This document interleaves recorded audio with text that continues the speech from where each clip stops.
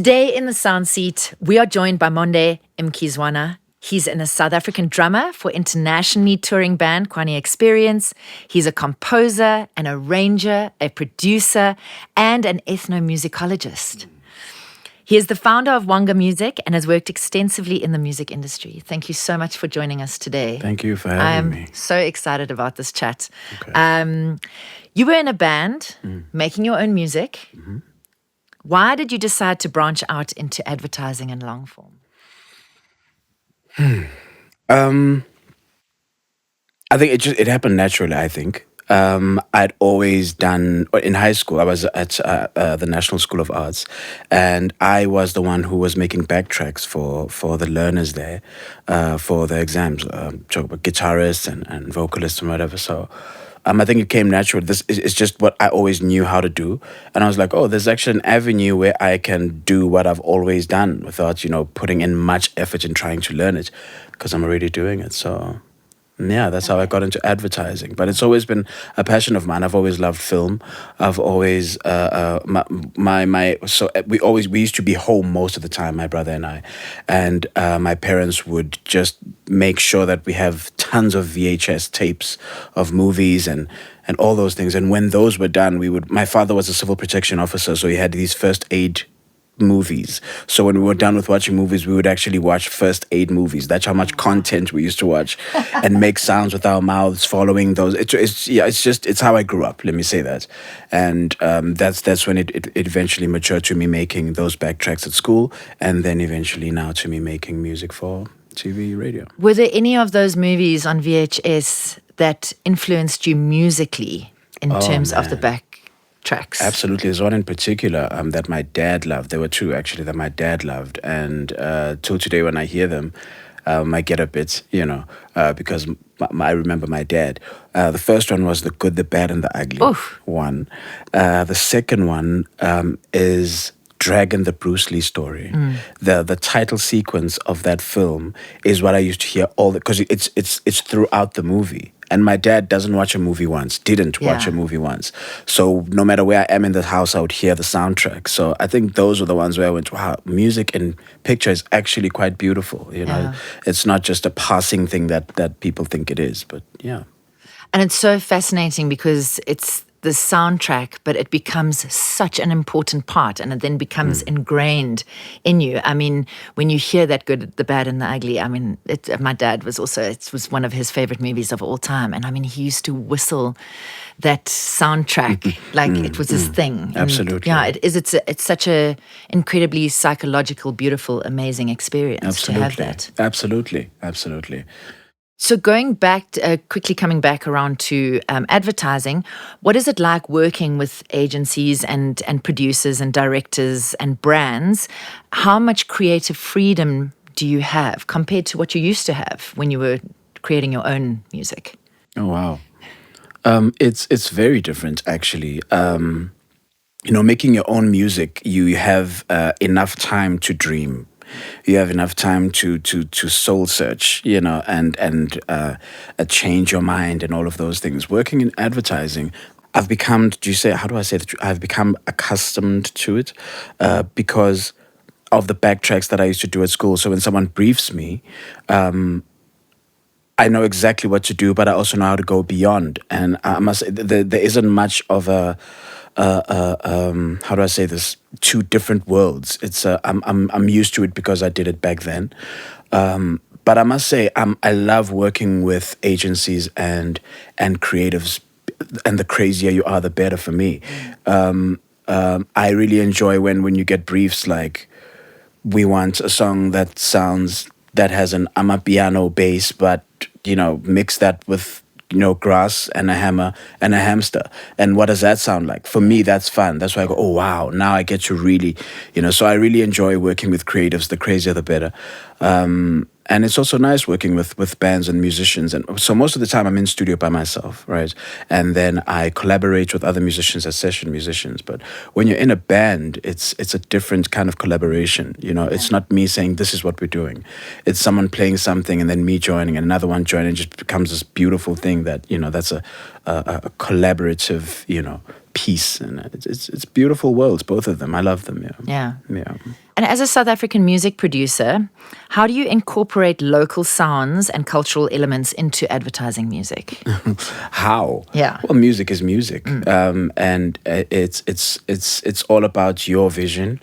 Do I say sonic vision? You know what you would like to hear. I mean, how it began was me at initiation school. You know, the Xhosa people have an initiation process for men, and when I heard that music, I was like, why are we not using this music in terms of sampling music? You know, we're only using Western sounds, so to speak. So I was like, no, man, we can incorporate this with there's war cries and herd boy whistles and all of those things. So music is music. It's just when you you can mix anything with anything, like the example I just made now, where you mix, you know, a hamster with a hammer and grass and whatever the case may be.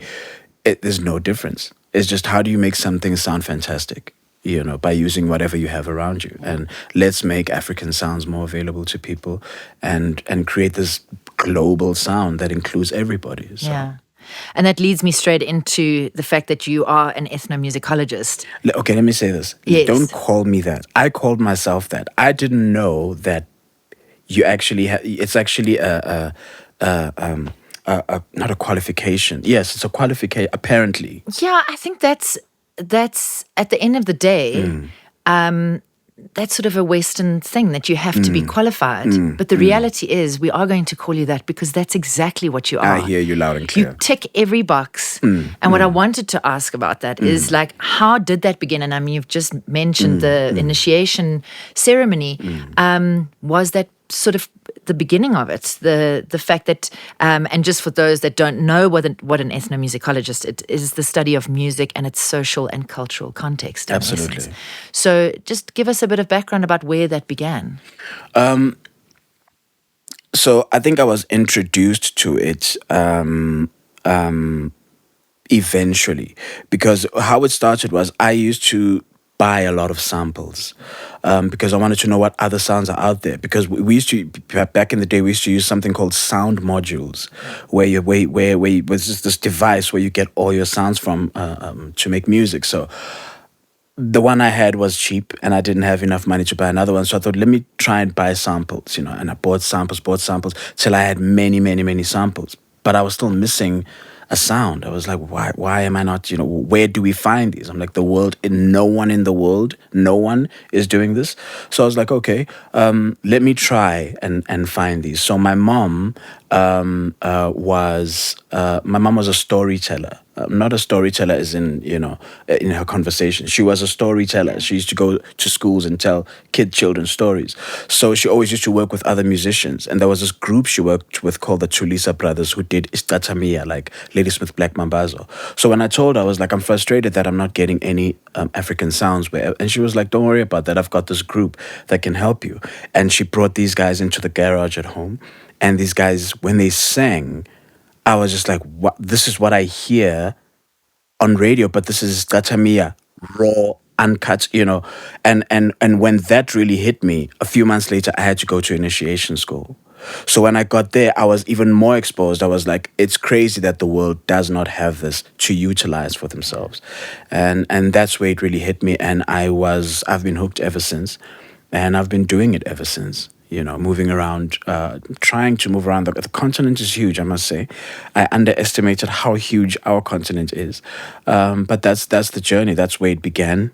And we keep it moving, you know. And also, I mean, when it comes to this incredible continent, and it is, as you said, so massive, in each country, there are so many different cultural groups and tribes. So everyone has their own sound. So not only are you spending, I mean, you can tell us how long you spend maybe in a country where, and how do you know where to go to? How do you know who to speak to? Do you do loads of research beforehand? Do you just arrive and just go with the flow and see who takes you where?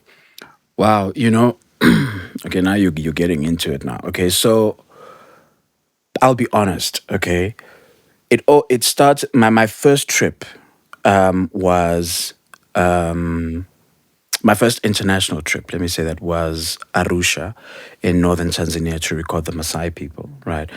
But how I got to it was like deja vu so I had a dream, right? So okay, to answer that, I follow my dreams. Literally, when I'm sleeping at night, I get a dream, and I was talking to these people. There were these two women in front of me, right? And they were speaking. Oh, sorry, they were speaking to me, and I couldn't understand what they were saying. But I realized that they weren't speaking to me. They were speaking to something that was behind me, right? And I'm trying to listen, and I don't understand. And then there was a hut on the left-hand side. And in my mind, in the dream, I knew that in that hut, there were 40 men for some reason. And they were humming this thing, but all I could see were their silhouettes, And then eventually, then fine, the dream's over. And then a few months later, no. The next morning, I woke up and I told my mom, I said, Ma, I have to go. But she's like, where you going? I'm going to Kenya. And she's like, to do what? I'm like, I don't know. I need to go and record something in Kenya. And she's like, that's not going to happen. We had this huge fight, And why? Because why? she's a mom. Who do you know in Kenya? What are you going? You're alone. With who are you going? I'm saying I'm going alone. Eventually, she was like, okay, you know what? If you're saying it's a dream, then just follow it. All I can do is pray for you. And I said, cool. And I booked a flight. And I went to Zanzibar. I went to Zanzibar because, sorry, this story is going to be a bit lengthy. I went to Zanzibar because the previous year we had been there with the band, with Kwani Experience. And that's where I had seen the Maasai people. So I thought that I thought that Zanzibar was where the Maasai people were. So I went to Zanzibar and I found a few of them. And then one guy who was at the show the year before recognized me and was like, I know you. You came here with the band. Da, da, da. I was like, yeah, what are you doing here? And I said, I'm looking for the Maasai people. And he said, well, they're not here. I was like, where are they? He said, in Arusha. And I'm like, okay, how do we get there? And he began planning the trip for me. We're going to buy a bus ticket. We're going to do this. We're going to do that. We're going to do that. This is how you need to dress in order for us to get discounts. Because if you're South African, if you're a foreigner, they charge you more, whatever the case may be. And we took a 10-hour bus trip to Arusha. And it's so crazy. His brother is...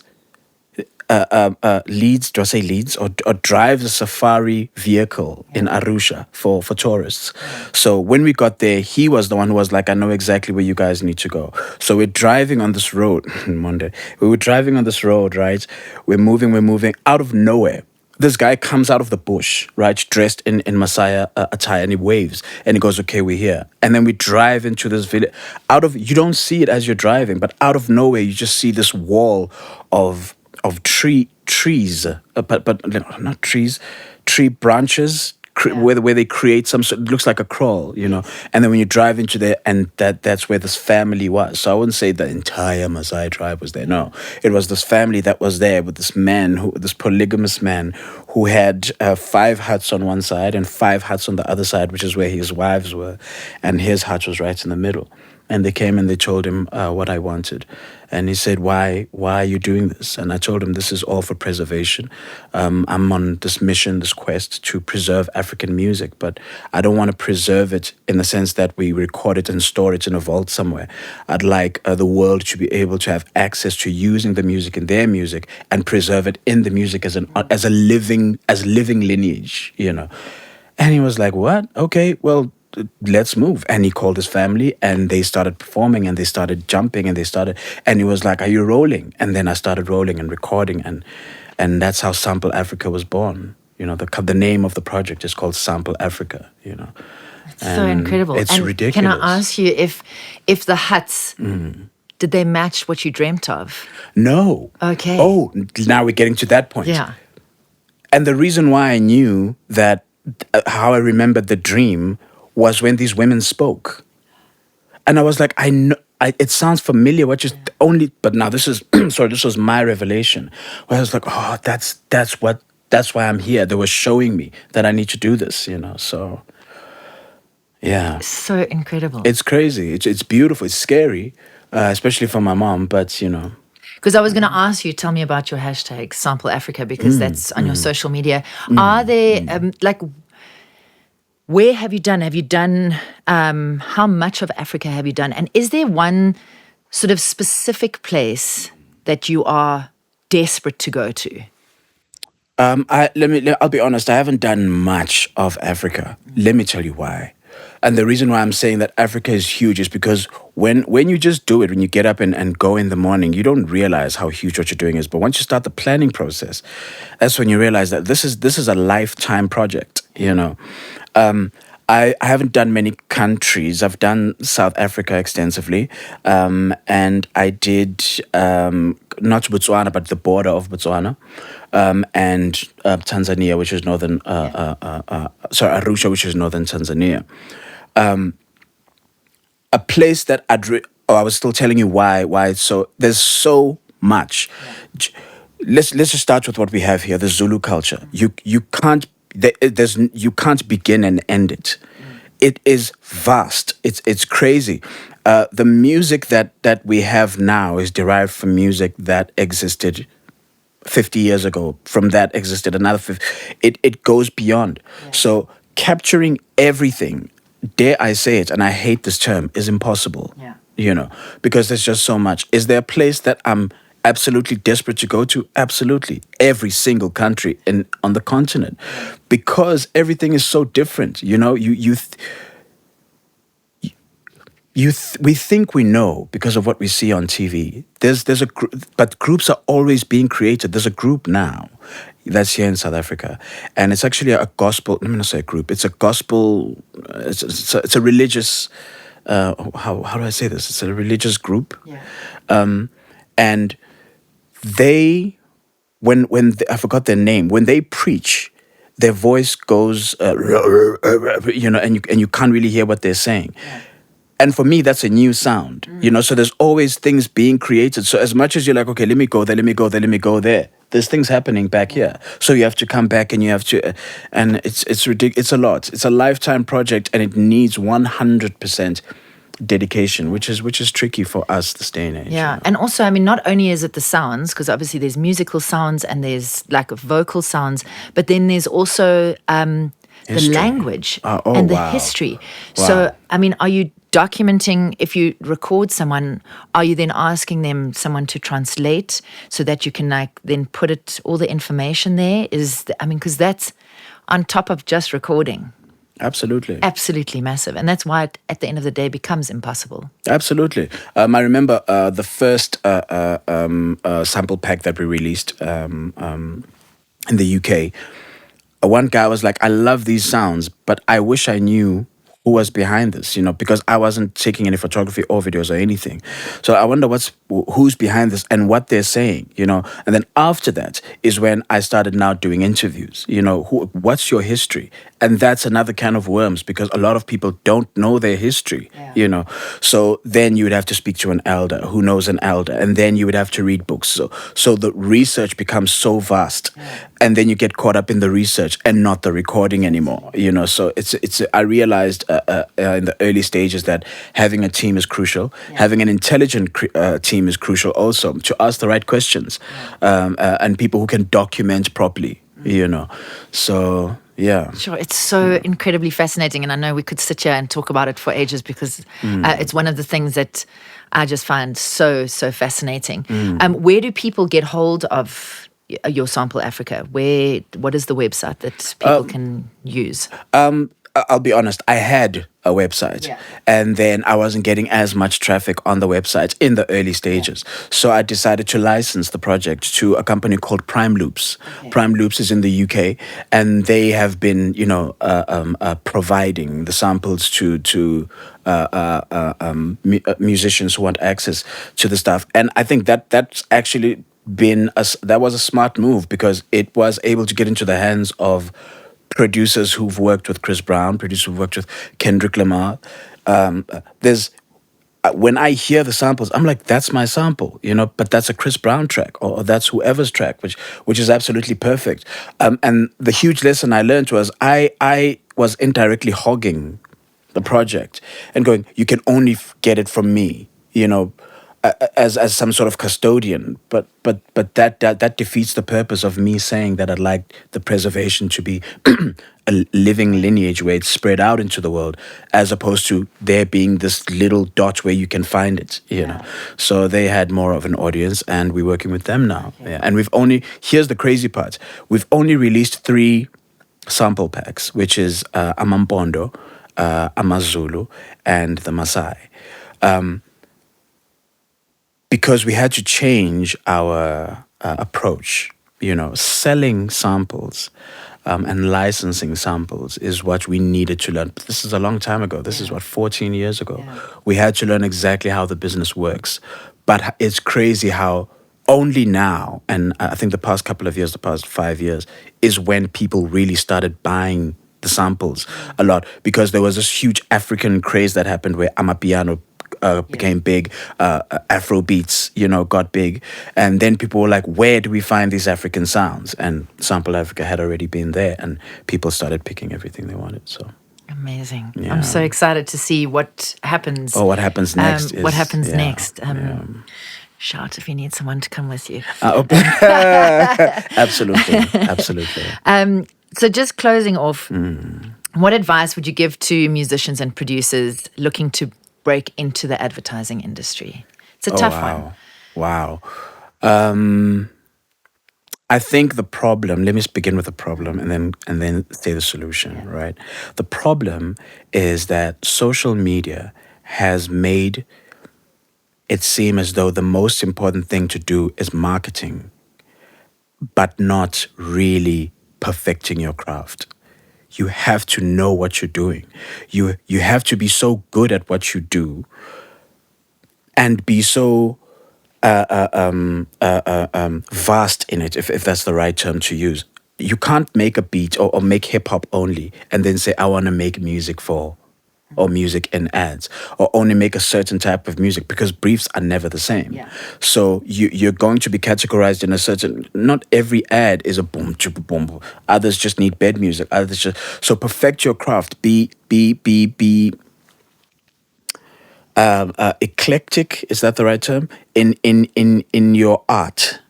You know, directors, I'm impressed by the directors we have. Our directors, you can ask them to direct a commercial or a movie and they'll make it happen for you, you know. So musicians need to be the same.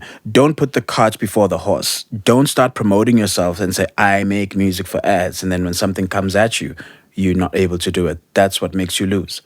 So I would say that. Perfect your craft. And move in a certain way.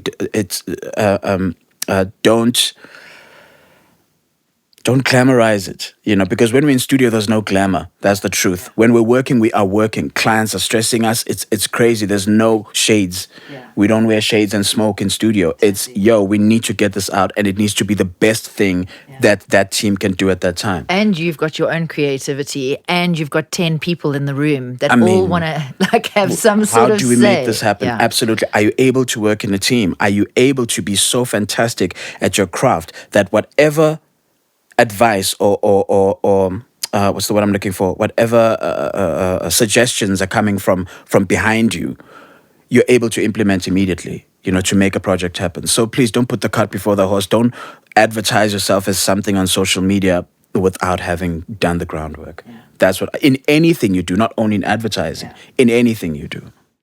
Super wise words. Absolutely. Yeah. Absolutely. Thank you so much, Monde. Really, this was such an incredible experience. Oh, thank you. And I really look forward to not only hearing what you have coming up, but also just, you know, what you're doing in the industry and your Sample Africa. So thank you for joining us today. Thank you. There's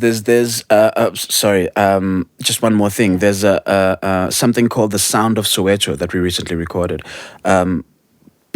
We have to think about sampling Africa in such a broad sense, because Khayelitsha is part of Africa, Soweto is a part of Africa, Tembisa is a part of Africa. Yeah. So what exists in those, you know, neighborhoods, in those groups? So we went and we recorded those sounds, you know, a dice game, You know how people speak in a dice game. People who ride around in those carts where they back in the day they used to sell coal. Now in the hood they collect all your rubbish and put it behind this cart. And while they do that, they speak to the horse. They sing to the horse. So all of those sounds we've recorded and we've got those to use in music. So it's about to be extremely interesting. It's about to go down. My mind is blown. It's just like because it's not, as you were saying earlier, it's not just a musical sound. There is like hundreds and hundreds of layers that make up this beautiful storytelling that's happening. Absolutely. So thank you for taking it on. I must say, pressure. It feels like it wasn't by choice. You know, if I'm not gonna do it, then who now? Yeah. You know, so just do the damn thing. Yeah. You know, and also it came to you in a dream and you actioned it. I think it's a higher level of what actually happened. Absolutely. And that's how I live my life. You know, I live my life through my dreams, and that's just who I've always been. You know. Sure. Extremely beautiful. Thank you so much. Thank you. Thank you for sharing it with us.